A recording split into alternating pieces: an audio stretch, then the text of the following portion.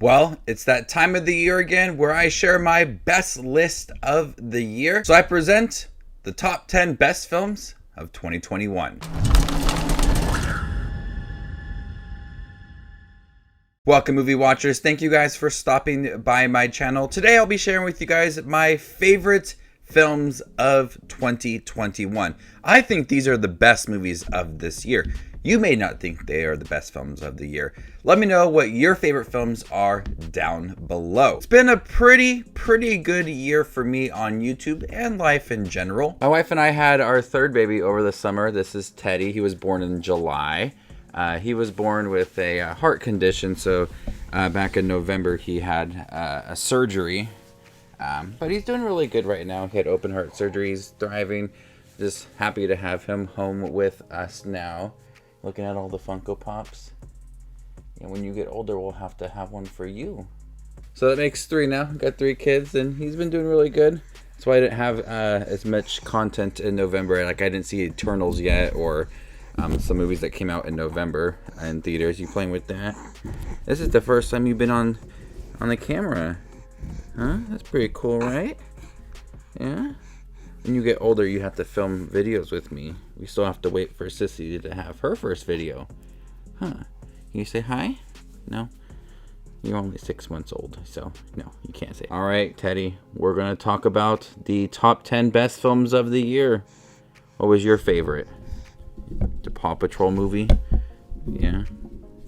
Looking at everything. You say hi? Yeah. Alright, let's get into the top 10 best films of the year. Coming in at number 10 is A Quiet Place 2. A Quiet Place 2 is a solid sequel to A Quiet Place. It builds on the world from that first film. There is some impressive directing from John Krasinski, especially in the beginning when we see these creatures and when they arrive on Earth and everybody's initial reaction. But with how the first film was set up and continuing that into the second film, any time that the film is absolutely silent and someone makes the slightest noise, it's tense. It is suspenseful. And it happens so many times in A Quiet Place 2. From the acting, from the directing, everything about this film is tense. And the cast handles those sequences so well, and you could tell that they are terrified of what is going on in the world. And that world building leads to possibly more sequels down the road, but A Quiet Place 2 was tense and one of the best thrillers this year. Coming at number 9 is Tick, Tick, Boom. Andrew Garfield should be nominated for Best Actor for this film. Him playing Jonathan Larson, you can tell that there is this drive to create musicals, and it's inspiring. And the musical numbers in here are so good. The song 30 and 90 is very catchy, and I've listened to that many times throughout the last few weeks since it's been released. Lin-Manuel Miranda gives a really good directorial debut. This is an inspiring film filled with great musical numbers and a solid supporting cast too. I'm a big fan of musicals, and Tick, Tick, Boom is one of the best. Coming in at number 8 is Encanto. Encanto was a very good Disney film. I feel like some of their most recent ones haven't really impressed me, but Encanto has come along to tell a story about family in a traditional Disney way, but also felt very realistic. The colors in here pop. It's a beautiful film to look at. The cast in here provides a lot of different personalities to these characters.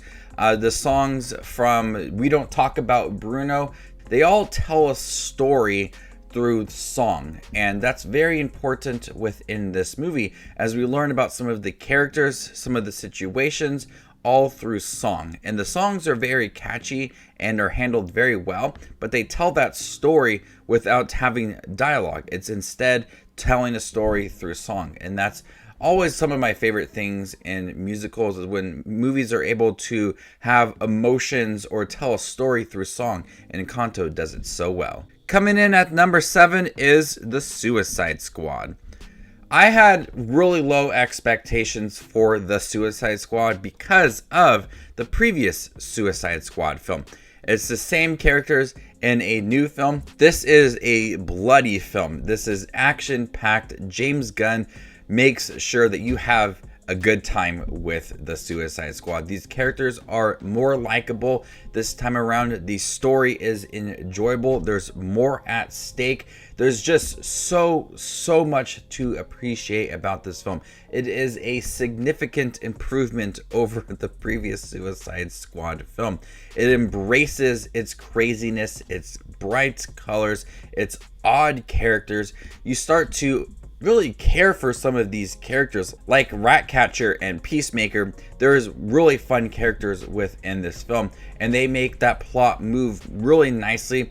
All of the action in here is great. It's hilarious. This is one of the best comic book films of this year. Coming in at number 6 is Dune. Now, I'm not too familiar with the story of Dune. I did watch the original film a week before this movie, and I was impressed with the story of that movie, and I wanted to know more.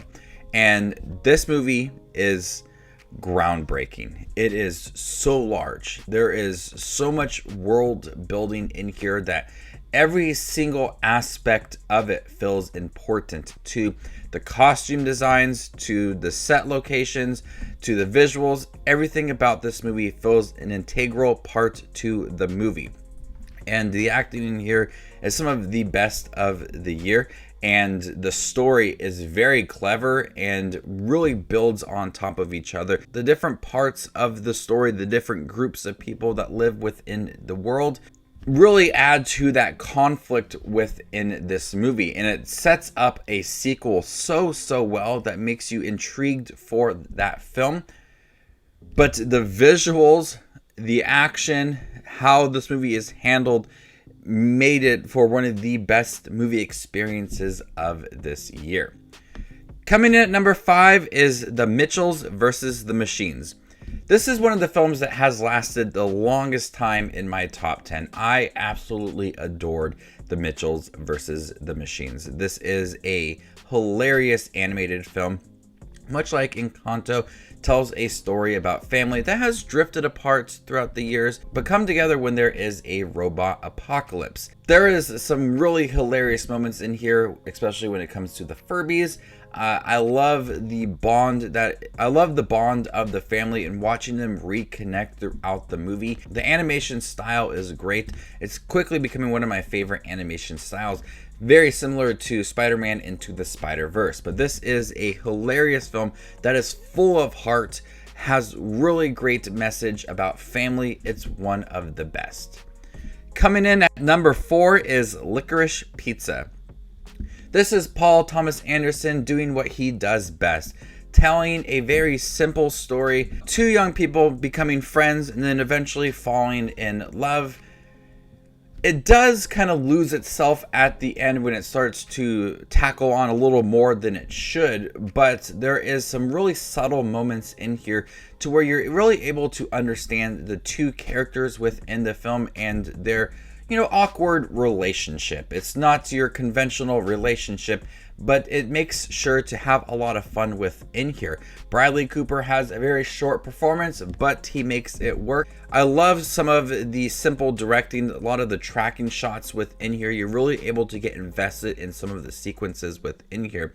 But I was really anticipating Licorice Pizza, and it definitely paid off with its subtle moments and the character relationships that developed throughout the film, and the growth for the individual characters made it for one of the best films of this year.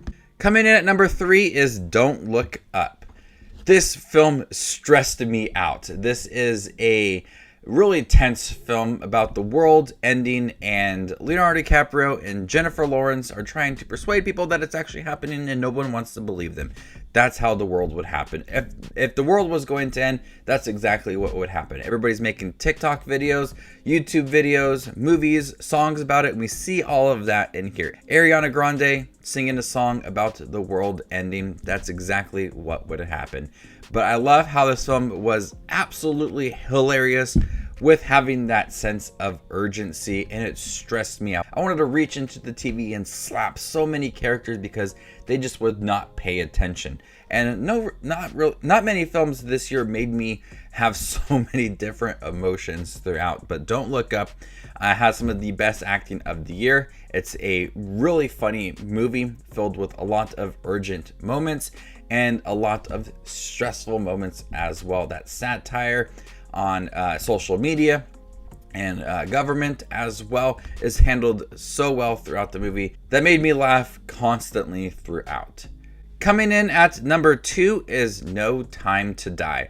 I'm a huge James Bond fan, and this was a great payoff to one of the best James Bond actors, Daniel Craig. I love the story. The villain, not so much, but I love that at this point in Daniel Craig's career as James Bond, he's willing to show emotions. He's willing to be human. And we saw that a lot in Casino Royale, but here in No Time to Die, there's a lot more for him to be emotional about, a lot more for him to protect, not only with himself, but other people as well. And we see him rise to the occasion, see him be something more than himself. And I love that take for Bond. There's some of the best action in a James Bond movie within this film, within the first 30 minutes of the movie. This is a great James Bond film. Not my favorite James Bond film, but one of the best. It was a great tribute to Daniel Craig. Spoiler for anybody who has not seen No Time to Die, they killed off the character, but I think in the most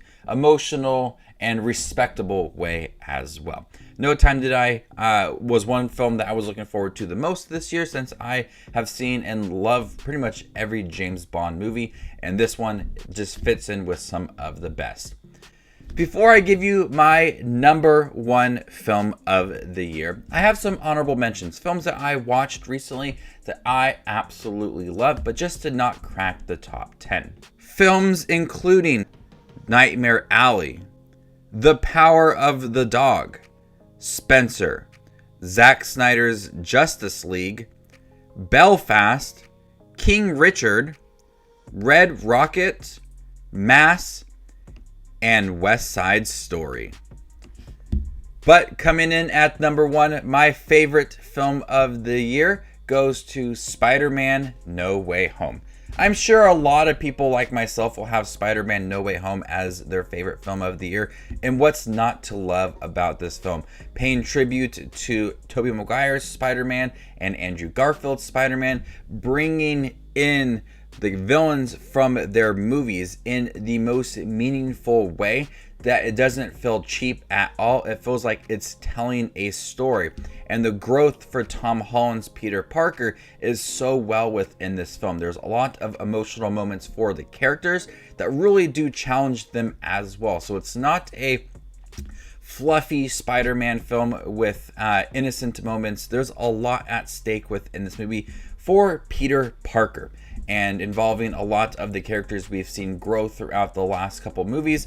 It happens so well within here. A lot of great action, a lot of reflection and growth for Peter Parker, and they managed to deliver what we were expecting from this movie and the most exciting way possible. I've seen it a few times now, and every time I see it, I still can't believe that this is actually a movie and it actually happened. The things within this movie are so amazing. And it's going to be a film that we're going to talk about for the years to come. And any Spider-Man film from now on has a lot that they need to live up to. A lot is weighing on the upcoming Spider-Man films, but this movie gave me everything I wanted from a Spider-Man film and much more. It's one of the best MCU films, one of the best Spider-Man films, and the best film of 2021. So there you guys have it, my top 10 favorite films of 2021. What are your favorite films? Let me know in the comment section down below. I'm so excited to talk about movies coming out in 2022. There's going to be some really good films. I'm sure there's going to be a lot of disappointments and surprising films along the way. So stay tuned for more reviews, more ranking videos, trailer reactions, tier lists, all that fun movie related content that you see on YouTube. I do it all here, so hit that subscribe button to get it all in one spot. Thank you guys for making 2021 a great year. My name is Justin Watches Movies. and you guys stay classy, YouTube.